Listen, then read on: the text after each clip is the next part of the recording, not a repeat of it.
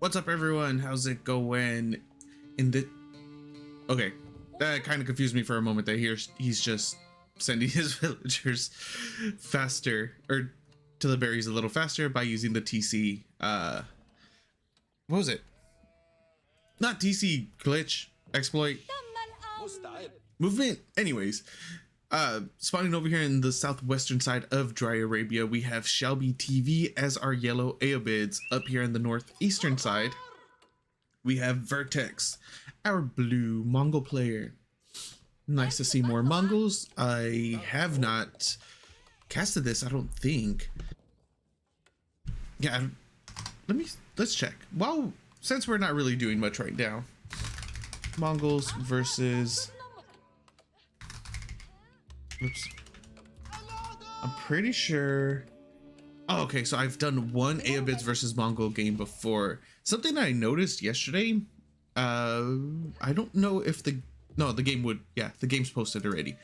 I noticed that I only had one Ottoman versus Jeanne d'Arc game, which was very weird for me considering I casted a lot of Jeanne d'Arc games for the first like 2 weeks, and I went from like obviously no casts because I just started at that time, but I casted probably like 12 or 14 Jeanne d'Arc games in the first probably the first 7-8 days. I could have sworn I got all the matchups, but when I posted the game I realized that I didn't have a single Jeanne d'Arc versus Ottoman, which kind of threw me.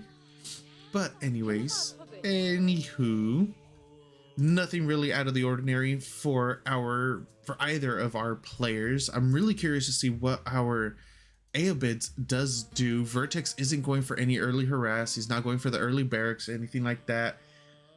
Instead, it looked like he was gonna go for it, but then he scouted out where the gold was and decided against it. Like, it's not really worth it at that point because that's the complete opposite side of the map. He will have to stay clear of the town center as well. Plus, he's gonna have to walk. Let me see. I think, yeah, and Shelby will have vision of the town center, of the villager, or not the town center, of the outpost, of the villagers, anything like that. So instead he dropped a pasture, which isn't too shabby. He dropped it on top of the uvu, so it will be coming out a little bit faster.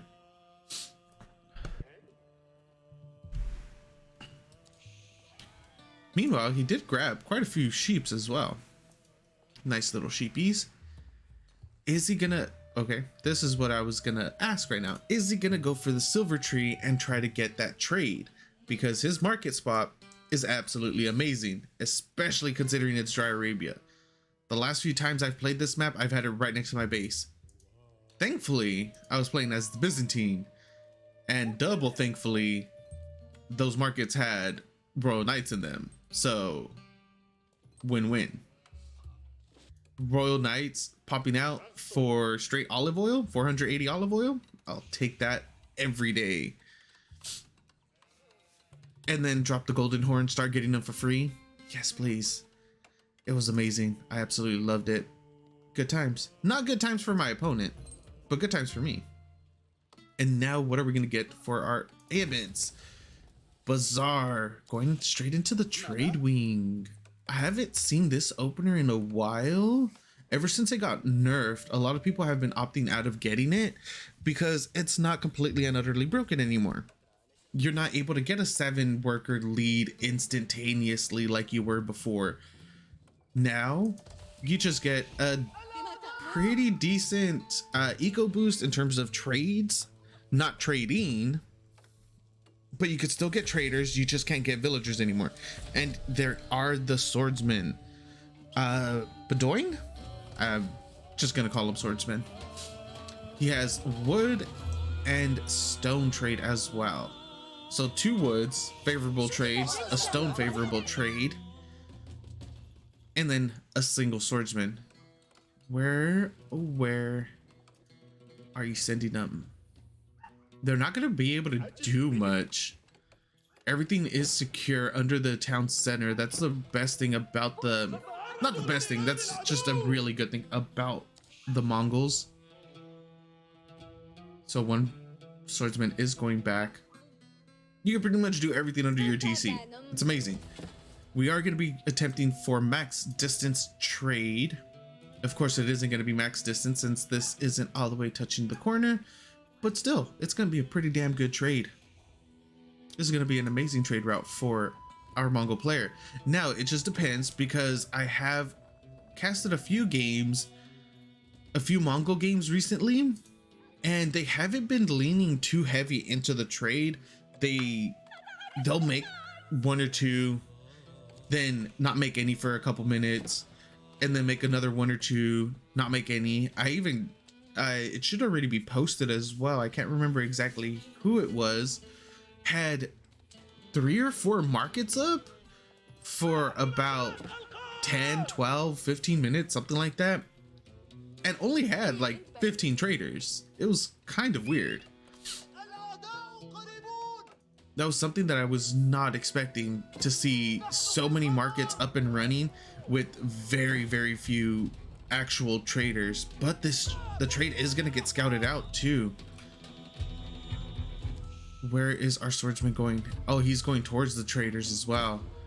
So you can see that VerteX was trying to move it out of the way so it wouldn't get scouted, but it ends up getting scouted regardless. Now it's up to Shellbee on what he's going to do, or what she's gonna do, excuse me, sorry about that, what she's gonna do in order to attempt to punish this, possibly, if she's gonna be able to at all.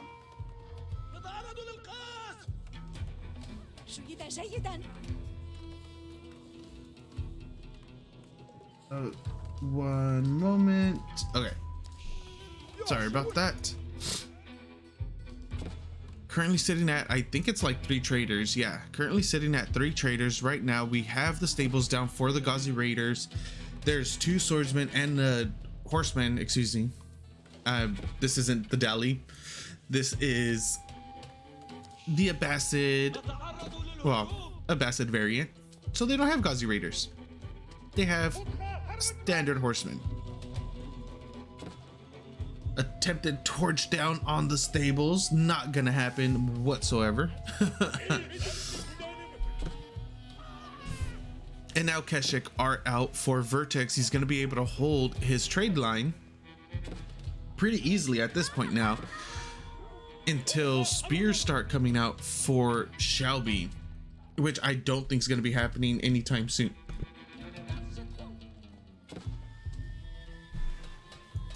Instead, this is interesting to see. Shellbee's going to be going for her own trade network as well now, or trade line. Interesting. Does have double traders available as well. 150 gold for 2 traders. That's really good. So you'll be able to come out with 4 traders for 300 gold. Currently sitting at 230. But there are Keshik out in the field, and there's going to be another 2 Keshik popping out as well. I completely missed that. We do see Castle Age coming through for Shellbee.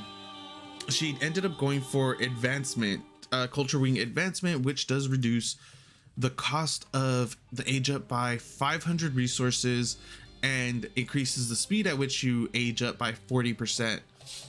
So that's why you'll see sometimes the Ayyubids hitting like sub 7 minute 30-second age ups because of the Culture Wing. First villager does go down. Oh, second villager. Is he going to be able to get a 3rd and a 4th? Nope, just a 3rd. Oh, could have. That was good. That was really good by VerteX right there. Getting a close charge off like that is not easy. Ends up getting 4 villagers right off the rip right there with these Keshik. Gonna get a 5th one as well. This outpost, it's so close to coming up, but at the same time it's so far. He is leaning heavy into the trade, currently sitting on 8 traders at the moment. Little wolf back here being an annoying. Oh, the wolfie might actually get a kill right here. Oh, the wolf might be able to kill that trader after it resets. At some point it might be able to. And we do have Camolenses in the back on the trade line getting a couple traders. One goes down, second one's going down. Guaranteed there's gonna be a third, fourth, and even a fifth one. Third one's gonna die or not. He's gonna let that let that trader live, instead go straight towards the villagers. Picks off two more. Keshik spears have to come back in order to defend this. Camolancer trying to pick a fight with 4 Keshik and 2 spears. Yeah, that was not going to end well for him at all. The Camolances are getting pushed out of the trade line for our Mongol player. This trader is very low. I really wanted to see it die to a wolf. Like, oh no, it's not going to die to a wolf. It's going to die to the Camolencers. Or not. I swear, if this trader survives the rest of the game, I'm going to be thoroughly impressed by his survival tactics. Charge off on the villagers. Few more are going to be going down. Camolencers are going to do their own little counter charge onto the Keshiks, pick one off. And now the Keshik are just going to try to focus fire. Nice little snipe by the Khan at the end of that. A total of 8 villager kills for VerteX, 7 for Shelby. Major difference being is the trade line has been going for a while for our Mongol player. Yeah, there it goes. I knew it wasn't going to survive the entire game. VerteX has been making traders non-stop though this entire time. So you could see the huge difference. He should have been sitting at about 14-15 traders by now, but he's only down, or he only has 5 at the moment. And that's because Shelby has been applying a lot of pressure back here in order to try to minimize the amount of traders that he gets, even though, or especially since Shelby did go for the fast castle, a very fast castle, cranking out those Camolencers in order to dish out a lot more damage and apply a lot more pressure, instead of going for, let's say, the Gulam spam that you would generally see. The Camolencers do apply pressure. They're a lot tankier. Obviously they're going to be a lot faster, but not only that, they deal a lot more damage and they reduce the damage done by the enemy cavalry units, such as the Keshiks. Nice charge right there onto the swordsman. If there was a little bit of focus fire from the swordsman onto the Keshiks, he would have been able to pick off at least one, but that's fine. He is going to be gaining quite a bit of map control with these Camolencers as well, but he has to be careful. The number of spears on field are increasing at a rapid rate. He was making them 2 at a time, I'm assuming? No, he's just making them 1 at a time. Wow, that's still good. 16 spears off of single production. It's not too shabby at all. How many traders do we have for Shelby? None. The first one is about to come out right now. Are we going to see more villagers going down? These Keshiks really want to get a nice juicy charge off onto the gold villagers. They will be able to connect. Oh no. Nice response from Shelby right there.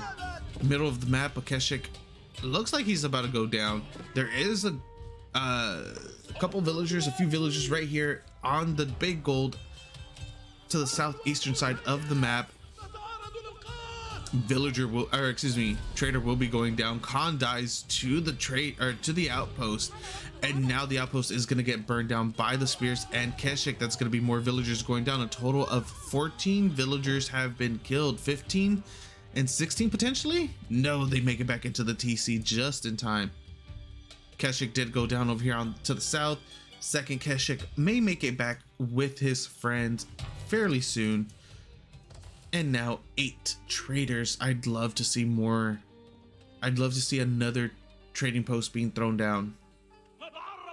or another market. There has to be something here protecting these traders though. Instead of just the spears, he needs these towers. He needs to get more emplacements, or he needs to get emplacements in general on these towers. Otherwise, this could be a huge threat the entire duration of the game. Even though it doesn't really seem like this game's gonna last much longer, it's 41 workers for Shelby, 7 military. 5 of those are the Camel Lancers on the other side of the map, and then 2 Dervish that are gonna be collecting the relics. Then for our Mongol player, he's sitting on 58 workers, 25 military, 17 spears, 8 keshiks, and now he's going to be cranking out the crossbows. He did end up aging up with the Kuretai. I don't entirely know where it is. I don't see it on the map anywhere. Yeah, I don't see the Kuretai anywhere. I'm assuming it's probably packed up. Oh no, there it is. Okay, I found it. The Kuretai is up back at home. If that was the case, he should have just went with the... Wow, I can't remember the name of the other one right now. But with the gold one, Wololo going off inside the base. Where? There it is. Fighting infantry. Going after the Dervish. VerteX does lose 2 or 3. Yeah, 2 or 3 spears right there to the outpost. Wololo going off over here on the northern side of the map. It will not go off. Currently, 1 relic has been checked in. Second one is on its way. But there is a pretty decent sized military force right here for our Mongol player. Gonna be laying siege. GG gets called before the siege even begins. Game goes to our blue Mongol player VerteX. Thank you guys so much for watching. Hope you enjoyed, and I'll see you next time.